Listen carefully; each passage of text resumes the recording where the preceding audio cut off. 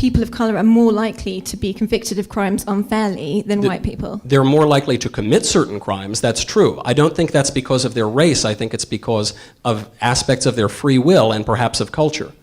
That's not true. I'm talking about... That is true. I mean, what I just said is true. I'm not quite sure where you're getting your statistics from, and you choose from to the federal government. You choose to interpret them in your... Bureau of Justice Statistics and Can Department of Homeland Security. Can I talk? Is that well, okay? you said you didn't know where I got my statistics from, and I'm telling you where I get them from. Well, it would have been nice if you could have let me finish my sentence. Anyway, I was answering your question.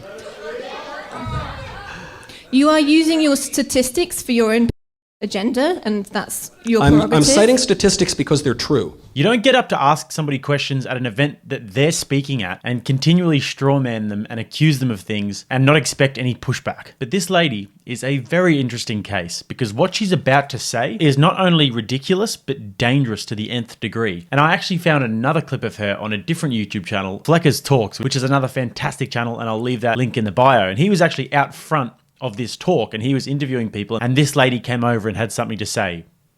Kind of. Radical progressivism, to be honest, and it's hard to keep up because, like you said, you can't be a Democrat, you can't be on the left and be pro-life anymore. Mm-hmm. Hello. Hi. I'm Austin. I'm enjoying the conversation. Cool. What do you want to talk about? I just want to see what you're talking about. Oh, okay. We're talking about free speech on campus and how bringing a conservative on campus has resulted in some flack and some backlash from some of the students. And talking about sharing multiple ideas and kind of hearing both sides and engaging in free speech and dialogue on campus and how important that is. Do you agree? I think it's a difficult question. I'm interested in what you have to say. About what specifically? Free speech, or that's what we were talking Michael about? Knowles or free speech, or are you here for the... My original entry into this conversation was to find out what you are talking about. That's why you're here, right? Yeah, you want talking to... about free speech. Yeah, so talk about it. Okay, that's an interesting way to approach people. No, we're asking, do you support free speech? That's what we're basically asking. I don't have to answer your questions. I'm asking Yeah, I guess you you a don't question. support it then? Is that Of why you course I don't- support Okay, free thank you. speech. But there is a difference between free speech and hate speech. I'm sure you're aware. And what is the difference? The difference is one is oppressing people and the other one is just having your say. Do you think there's a legal difference? I'm not answering your questions. Now you're harassing me. I wanted not to ask harassing you. you. Well, you approached me. I was just standing here having an interview with this nice young man. I'm standing here asking you a question. What was the question you asked me? I asked you, what are you talking about? You seem very unable to talk about it, which is a little bit strange. Okay. Well, I have an event. I know you're going to stop by. You're welcome to ask the speaker, and I'll see you. Imagine living on planet Earth and walking up to two strangers that you've never met before and saying, what are you guys talking about? And then when they actually try and engage you and ask you a question, you then say, I'm not answering your questions. You're harassing me. You guys should actually try that. Go to a bar, and when there's a bunch of girls and their friends at the bar, just walk over to them and just try that tactic. I reckon it'll actually be a really good icebreaker. Notice here, because this is a very important detail for what's about to come. She says... But there is a difference between free speech and hate speech. One is oppressing people and the other one is just having your say. So you are oppressing people with your speech. Before we get on to the next clip, guys, only 1.4% of my viewers are subscribed. So if you get value out of my content, then please don't forget to subscribe. I'm talking about the fact that I'm faculty here. I also support our protester in the back. What do you support specifically? Do you think that anti-immigrant rhetoric is violent free speech? Yes, because of the reasons you think that I'm speech talking is about. violence? No, I think that That's what that sign says. The conversation that you're having is oppressive. So I am oppressing people by what I'm doing. So I am exerting violence on people by my speech. That's what the sign says, and that's what you just said. It contributes to... And the protester is saying that's exactly what I'm doing, and she's saying that's exactly what her sign means. So that means that you, a faculty member at an American public university, paid for by taxpayer dollars, are conflating speech with violence. Yes. Speech can be violent. What you are saying contributes to systemic racism in this country. It means that my students of colour are pulled over and accused of stealing a car when they did not. I'm not pulling anybody over for stealing I'm any not cars. saying that you I see many personally people did. of many different races in this room. They all seem to be doing just fine. I don't think any of them have felt violence because they listened to a lecture on basic facts about our immigration system.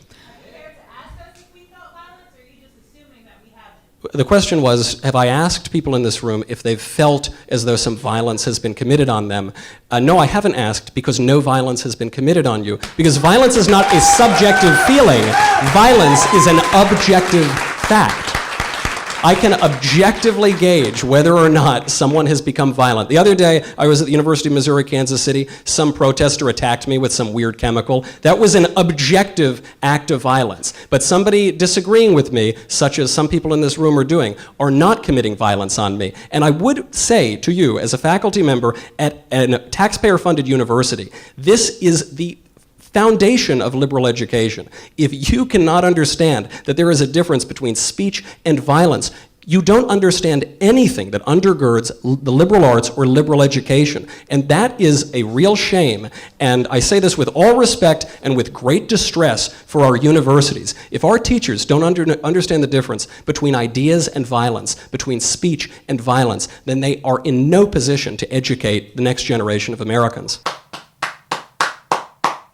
The thing I love about Michael Knowles is that he knows how to drive home a point, but he doesn't get emotional, he doesn't get angry. He uses pure intellect because he's such a smart guy. He's a learned guy, he's a well-read individual, and he understands the philosophical foundations of this argument. And this conversation just goes to show that he is just miles above this professor. Free speech and discussing ideas is what university is all about. These are the institutions where people are meant to be taught how to think, not what to think. And an essential part of learning how to think is to be able to learn how to express yourself. And an essential part of being able to express yourself is being able to communicate verbally. And when you're trying to express yourself and communicate verbally about anything important at all, you're always going to offend someone. And the problem here is that these people conflate the idea of being offended with the idea of being hurt. And then they conflate that pain that they feel where they have to run to their safe space with physical violence. And the two things are totally and utterly different. And it's not a small detail, and he's right to be indignant about that. Because without free speech and the ability to explore ideas, societies are bound to head towards tyranny because somebody has to decide what is the good speech and what is the bad speech. And then you have to think who gets to decide that. We are all flawed individuals and we all have different ideological dispositions and different biases. So no matter who it is, they're always going to be likely to bring that bias to the table. And the scary part about it is that she is going to be teaching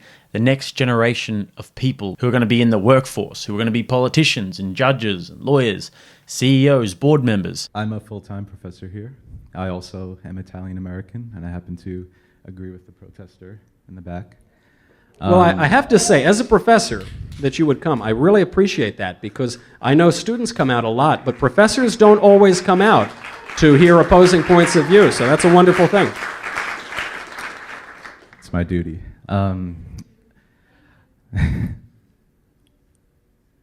But I've left you speechless. I've dazzled you. Thank you. First of all, my man is sweating, and he is obviously the professor, so he's the big dog. They've sent in the big guns here. He is Achilles coming to face the giant. I wouldn't want to fight him. That's why no one will remember your name. Can you imagine how deflating it would have been when his disciples, who think he's the smartest guy ever, see him totally and utterly crumble when standing in front of the giant? In 1492, before a racist and genocider came to this land, there were people living here. Every inch of this land was occupied. Just as a matter of history, not every inch of the land was occupied. There were huge areas that were completely wilderness. I was quiet the entire time you spoke. Those people still exist. The North American indigenous people, Central and South American, they're still here. And I would like to know how you can say that they have no ancestral claim to this land, and that as a white person, you can say that they cannot migrate freely and cannot use the land freely that they rightfully own and have for thousands of years. Well, Mike, I'd like you to be more specific. Which people specifically and which land specifically? Because there were lots of different peoples in the northern and southern, in North America and South America at the arrival of Christopher Columbus. So which people do you think have a claim to which land? I'm talking about the Native Americans. But there were many different Native American tribes. Would you like me to name all the tribes? Yes, and I'd like you to name, and the reason I would like you to name all the tribes is because there were many tribes who conquered many other tribes. So just as an example, thank you. Just as an example, the Comanche Indians come in and they conquer areas run by the Apache Indians. Now the United States comes in and it owns that land. To which tribe should that revert? To which tribe should that land revert? The Comanche, who had it before us, or the Apache, who had it before them? Moreover, for the people who still exist, you're referring to Christopher Columbus in an ahistorical way by calling him some sort of racist or some sort of genocidal maniac. The man never committed any sorts of genocide at all, and he was actually known among the Spanish explorers for his good treatment of the natives. That point is neither here nor there. And I encourage people to read biographies of Christopher Columbus because there's a lot of historical fiction out there.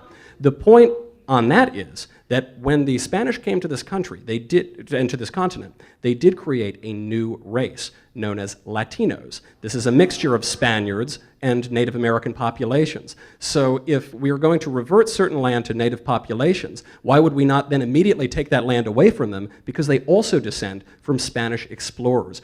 In what sort of atomized way would you define your own race, your own identity? I think this is a very backwards and ultimately impossible view of personal identity that puts your stock in some particular ancestor rather than something that is larger than yourself. I think it's a madness of the modern left, and it leads to crazy policy proposals, such as saying that somebody who descends from a native population in Colombia has a right to move to any apartment he wants to in New York because of race or something.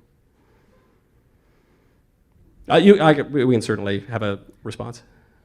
Thank you for not answering my question, and in the future, I think I did answer you. How specifically could I answer your question? If you could not lower the microphone until the person's done speaking, I think that'd be better for everyone. Thank you. That's all. So you were done speaking. All right. I think the gentleman did just fine then. Thank you so much for watching, guys. If you liked that clip, then click here to watch another one, and make sure that you are subscribed to Rattlesnake TV.